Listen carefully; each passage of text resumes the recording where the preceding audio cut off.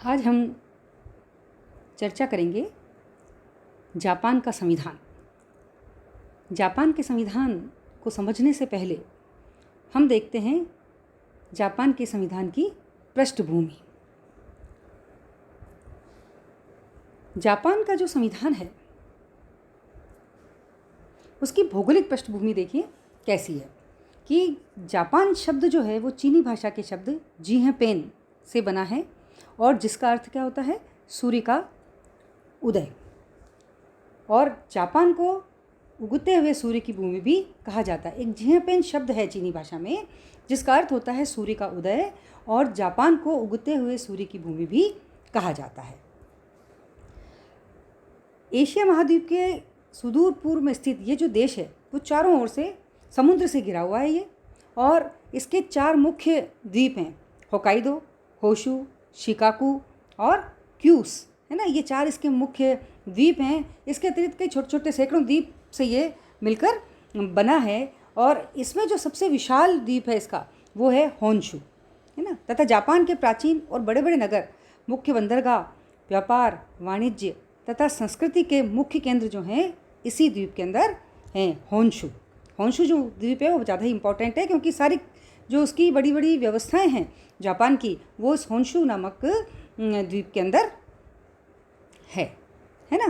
तो जापान की जो कुल लंबाई है वो है 2400 किलोमीटर के लगभग, और यहाँ लगभग 12.8 करोड़ से भी ज़्यादा इसकी जनसंख्या है। और आप देखिए यानागा, है ना, उन्होंने कहा है कि यह अत्यधिक बड़ी जनसंख्या वाला और अल्प भूमीय देश है। यहाँ पर क्या है देखिए कि पर्वतों का तो बहुत आधिक्य है, बहुत सारे पर्वत है, पहाड़ी देश है ये। इसके कारण क्या है कि जो रहने का स्थान है वो बहुत सीमित हो गया, और इसी कारण जापान की जो गणना है वो विश्व के सघनतम जनसंख्या वाले देशों में की जाती है, क्योंकि देश जापान भले ही बड़ा हो लेकिन जो रहने लायक जो जगह है वो बहुत कम है। और प्राकृतिक सौंदर्य की दृष्टि से अत्यधिक धनी होते हुए भी जापान जो है वह प्राकृतिक साधनों की दृष्टि से निर्धन है। तो यह है इसकी भौगोलिक पृष्ठभूमि जो सूर्य का उदय नाम से जाना जाता है। अब देखिए जापानी शासन प्रणाली का अध्ययन क्यों किया जाए, है ना। हमारे सामने प्रश्न उठता है कि हम जापानी शासन प्रणाली का अध्ययन क्यों करें, इसके अध्ययन का ऐसा क्या महत्व है जो हमारे सिलेबस के अंदर, हमारे पाठ्यक्रम के अंदर जापान के संविधान को भी रखा गया है। हमें जापान का संविधान क्यों पढ़ना चाहिए। तो आप देखिए कि आज जापान जो है न केवल एशिया में बल्कि विश्व के अग्रतम देशों में से एक है, और जो इसकी शासन प्रणाली है उसका महत्व आप देखिए कि जापान एक प्रगतिशील देश है, कि प्राकृतिक साधन यहाँ पर अल्प हैं, है ना, लेकिन फिर भी जापान में आर्थिक और तकनीकी क्षेत्र में बहुत ही प्रगति की है। आज ये जो है विश्व का एक संप्रथम देश है और संप्रथम देशों को ये चुनौती दे रहा है। जापान की उल्लेखनीय आर्थिक प्रगति विश्व के लिए प्रेरणा की अमिट स्रोत बन गई है कि छोटा सा जापान जो कितना आर्थिक रूप से आगे बढ़ गया है। जापान की इस प्रगति के पीछे किसका हाथ है? वहाँ के निवासियों की पटुता, है ना, परिश्रमशीलता, आत्मविश्वास और वहाँ का उत्साह, ये उसकी वजह से जो है ये बहुत ही ज़्यादा महत्व का विषय हो गया हमारे लिए कि, और वहाँ की शासन प्रणाली का योगदान। शासन प्रणाली का उचित रूप में अध्ययन करके हमारे द्वारा प्रगति के रहस्य को आंशिक रूप से ज्ञात किया जा सकता है, और एक पिछड़े हुए महाद्वीप का छोटा सा द्वीप किस प्रकार इतनी अधिक आर्थिक, वैज्ञानिक, है ना, और तकनीकी उन्नति कर सका है, यह अध्ययन बहुत ही महत्वपूर्ण है। दूसरा इसका अध्ययन का महत्व है, जापान एशियाई जागरण का प्रतीक देश है। जापान की जो शासन व्यवस्था है इसके अध्ययन का महत्व इसलिए भी है कि जापान एशिया का वह पहला देश है जिसने पश्चिमी साम्राज्यवाद को चुनौती दी है। देखिए सन 1905 में यूरोप की एक महाशक्ति सोवियत रूस, इसने उस समय रूस को हराकर भारत तथा अन्य एशियाई देश, है ना, जहाँ पे कि राष्ट्रवाद की जो लहर है वो उभर कर आ रही है, उनको एक नई प्रेरणा प्रदान की। ये माना गया कि जापान जैसा छोटा देश उसने सोवियत रूस को भी मुंह की दे दी, और द्वितीय विश्व युद्ध के बाद के दौरान भी जापान ने एशिया के कई देशों को पश्चिमी साम्राज्यवाद की जो विभीषिका थी उससे मुक्त करने का प्रेरणा दी, और कहा कि एशिया वालों के लिए है ना। तो यहाँ पे राष्ट्रवाद की जो लहर थी वो बहुत ही तेज़ी से आई, और एशिया वालों के लिए है, ये नारा किसने बुलंद किया? जापान। आज जबकि एशियाई नवोदय अंतर्राष्ट्रीय राजनीति का तथ्य बन चुका है ना। एशियाई जागरण के प्रतीक देश जापान की जो शासन व्यवस्था है उसका अध्ययन निश्चित रूप से करने को कहते हैं। इसीलिए एशियाई जागरण के कारण भी जापान का जो अध्ययन है वो हमारे लिए महत्वपूर्ण हो जाता है। फिर जो उसका महत्व है कि एशिया में जो संस्थात्मक पद्धति का जनक है वह भी किसको कहा जाता है? जापान को ही कहा जाता है। कैसे कि जिस प्रकार पश्चिमी देशों में संस्थात्मक शासन प्रणाली को सबसे पहले किसने अपनाया था? इंग्लैंड ने। वहाँ कहते हैं ना कि इंग्लैंड संस्थात्मक शासन प्रणाली की जननी है। उसी प्रकार एशिया के अंदर ध्यान देने योग्य बात है, कहाँ पर? एशिया में सर्वप्रथम जापान के द्वारा इस शासन व्यवस्था को अपनाया गया। इसलिए इसको क्या कहते हैं? एशिया में संस्थात्मक पद्धति का जनक कहा जाता है इसको। जीएम काहिन जैसे इसके लिए कहते हैं काहिना कि जापान में संसदीय संस्थाओं का इतिहास एशिया में सबसे प्राचीन है, जबकि एशिया के अन्य देश पाश्चात्य साम्राज्यवाद के शिकार थे, है ना। और जापान में संसद की जो स्थापना है वो सन 1890 में ही कर ली गई थी। तो जापान में यहाँ पे देखिए कि द्वितीय महायुद्ध के बाद अमेरिकी सत्ताधारियों ने जिस प्रकार वहाँ लोकतंत्र जो संस्थाएं थी उनको एकाएक लागू कर दिया था। उसने जापान में, उनको लगता था कि जापान में लोकतंत्र सफल नहीं हो पाएगा, उनको इस बात का संदेह था, है ना। और आप ये देखिए कि लगभग 60 वर्षों की अल्प अवधि में ही जापान में जिस तरह से लोकतंत्र का विकास हुआ वो बहुत ही सबके लिए आश्चर्यजनक था। और राजनीतिक संस्थाओं का अध्ययन करने वाले विद्यार्थियों के लिए तो ये बहुत ज्ञानप्रद बात है कि जापान ने किस प्रकार सर्वसत्तावाद की जो लंबी परंपरा के बावजूद भी लोकतंत्र को सफलतापूर्वक अपनाया। वहाँ सर्वसत्तावाद का बोलबाला था। और एशिया के कुछ अन्य देशों में लोकतंत्र जब असफल हो गया तो जापान के इस सफल प्रयोग का अध्ययन और भी ज़्यादा अधिक महत्वपूर्ण हो गया। फिर पुरातन तथा आधुनिकता का ये संगम है ना। देखिए पुरातन कैसे कि जापान की जो राजनीतिक और सामाजिक व्यवस्था है उसमें पुरातनता और आधुनिकता दोनों मिली हुई है। उसका ये बहुत ही श्रेष्ठ उदाहरण है कि जापान में शासन के संबंध में प्राचीनतम धारणा धर्मतंत्र की रही है ना। और वहाँ पर वास्तव में ये शिंटो धर्म का प्रभाव था। कौन सा धर्म चलता था वहाँ पे? ये भी ध्यान है, शिंटो धर्म वहाँ पर था, जिसके अनुसार धर्म और शासन में अंतर नहीं किया जाता था। शिंटो जो धर्म था उसके अनुसार धर्म और शासन में बिल्कुल अंतर नहीं किया जाता था। और यह धारणा आधुनिक काल तक भी जारी रही। तो जापान पर चीनी सभ्यता का बहुत ही प्रभाव पड़ा था। जो जापान है उस पर चीनी सभ्यता का पड़ा। वहाँ पे कन्फ्यूशियस, बौद्ध धर्म, चीनी कानूनों और जो प्रशासनिक पद्धति है उसका प्रवेश हुआ। आधुनिक काल में जापान की शासन पद्धति पर जर्मनी, संयुक्त राज्य अमेरिका और ब्रिटेन जो है उसका भी बहुत प्रभाव पड़ा, है ना। विशेषतया 1870 की ईस्वी के बाद में जापान ने पश्चिमी देशों के कानूनी व राजनीतिक विचार, शिक्षा पद्धति, आधुनिक विज्ञान और तकनीकों को अपना लिया था। तो अब ये सही कहा जाता है कि जापान के नवीन विचारों और पुरानी प्रथाओं का तेजी से मेल हो रहा है। और वहाँ राजनीतिक प्रजातंत्र का सामंती निष्ठाओं, स्वतंत्र व्यापार, है ना, का अत्यधिक बड़े पैमाने में एकाधिकारी जो हैं उद्योगों और मार्क्सवाद के विभिन्न रूपों का पुराने अच्छे दिनों के लिए वापस से मेल हो रहा है। तो हम कह सकते हैं कि वहाँ पुरातन और आधुनिकता का जो संगम है वो कहाँ देखने को मिलता है? जापान के अंदर ही देखने को मिलता है।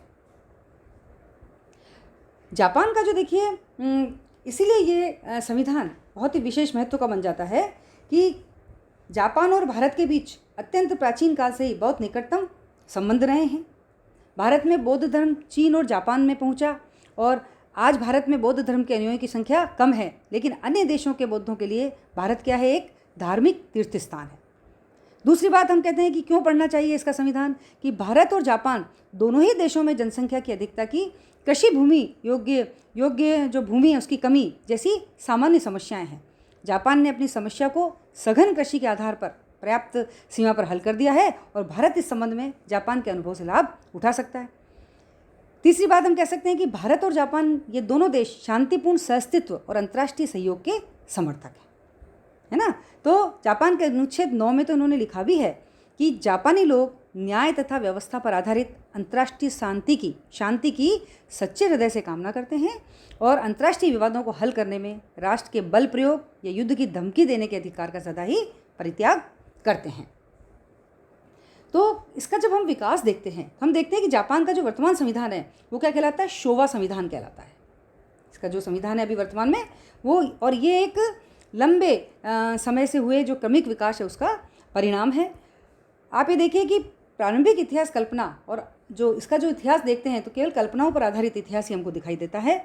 जापान के इतिहास का जो सुव्यवस्थित रूप है वो 8वीं शताब्दी के बाद ही हमको देखने को मिलता है। और दंत कथाएँ, ऐसी कई कथाएँ वहाँ पर प्रचलित हैं, है ना, कि जैसे सम्राट जिम्मू ने, जो सूर्य देवता का वंशज था, 660 ईस्वी पूर्व में जापान साम्राज्य की नींव डाली और तभी से उसके उत्तराधिकारियों की एक अटूट श्रृंखला वहाँ पर चली आ रही है।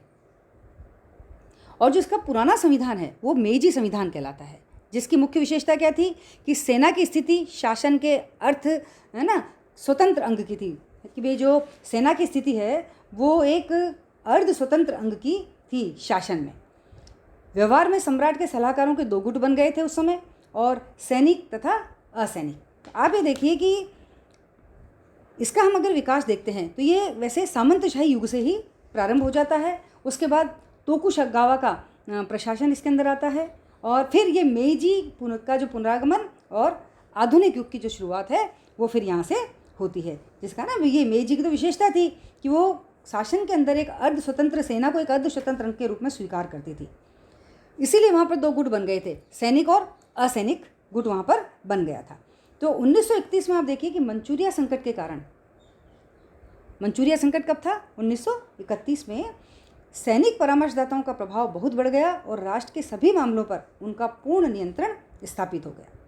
तो सैन्य तत्वों के बलवती होने के कारण जापान में सैन्यवादी, उग्र राष्ट्रवादी तथा साम्राज्यवादी प्रवृत्तियों को प्रोत्साहन मिला, और यही कारण था कि जापान को महायुद्ध के अंदर धकेल दिया गया। इन्हीं तत्वों के कारण वह साम्राज्यवादी जो महायुद्ध है द्वितीय, उसके अंदर वो धकेला जा सका।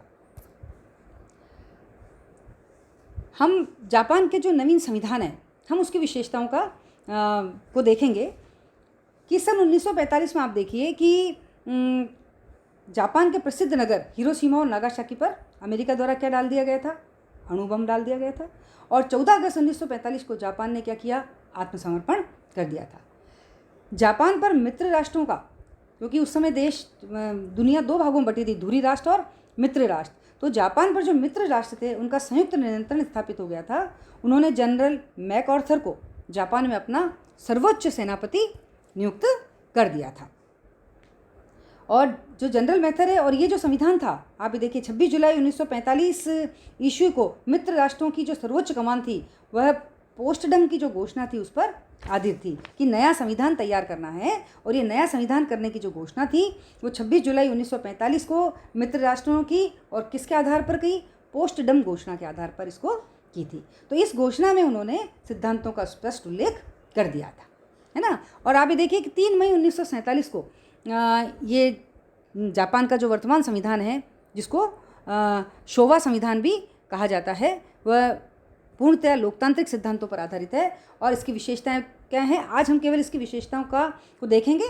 अगले पीरियड के अंदर, अगले उस वीडियो के अंदर हम इसकी विशेषताओं को विस्तार से इसकी चर्चा करेंगे। तो इसकी जो विशेषताएं हैं वो है जनसंप्रभुता पर आधारित संविधान, लिखित और अपेक्षा का संक्षिप्त संविधान, है ना, अपेक्षाकृत संक्षिप्त संविधान, संविधान की सर्वोच्चता है वहाँ पर, कठोर संविधान है, लोकतंत्र के आदर्शों का मूर्त रूप है, मौलिक अधिकार तथा कर्तव्य जापान के संविधान के अंदर हैं। तो इस प्रकार हम देखते हैं कि वहाँ पर एकात्मक शासन व्यवस्था चलती है, वहाँ पे संसदीय शासन व्यवस्था को अपनाया गया है। जापान जो है एक प्रकार से धर्मनिरपेक्ष राज्य वर्तमान में जो है, उसके पहले तो वहाँ पर हमने जापान में शिंटो धर्म की बात करी थी, है ना, वो धार्मिक रूप से प्रस्थापित राज्य था, लेकिन वर्तमान के अंदर वह धर्मनिरपेक्ष राज्यों के अंदर आता है। और वहाँ की न्यायपालिका की स्वतंत्रता और न्यायिक पुनरावलोकन की जो व्यवस्था वह उसकी एक अभूतपूर्व विशेषता है ना। सबसे बड़ी विशेषता जो हम जापान के संविधान के अंदर देखते हैं वह है उसने अपनी राष्ट्रीय नीति के रूप में युद्ध को त्यागने की घोषणा की गई है। ये उसकी सबसे अभूतपूर्व विशेषता है, क्योंकि जापान स्वयं युद्ध के दुष्परिणाम को देख चुका था और अमेरिकी राजनीतिज्ञ भी यही चाहते थे कि वे जिस देश के संविधान का निर्माण कर रहे हैं उसके द्वारा भविष्य के युद्ध में भविष्य में युद्ध का मार्ग नहीं अपनाया जाना चाहिए। इसलिए जापान के संविधान का प्रमुख आधार क्या बन गया? युद्ध के परित्याग की नीति। वहाँ पर नागरिक शासन को सर्वोच्चता दी है। पहले वहाँ पर दोहरी प्रणाली थी, है ना, तो दोहरी प्रणाली का अंत किया गया जो मेजिनी संविधान में थी, और फिर नागरिक शासन को सर्वोच्चता प्रदान की गई। इसी प्रकार वहाँ पर स्थानीय स्वशासन की भी व्यवस्था की गई, है ना। तो ये सारी की जो सारी विशेषताएं हैं वो जापान के संविधान की विशेषता हैं, जिनका हम चर्चा नेक्स्ट पीरियड के अंदर करेंगे। धन्यवाद।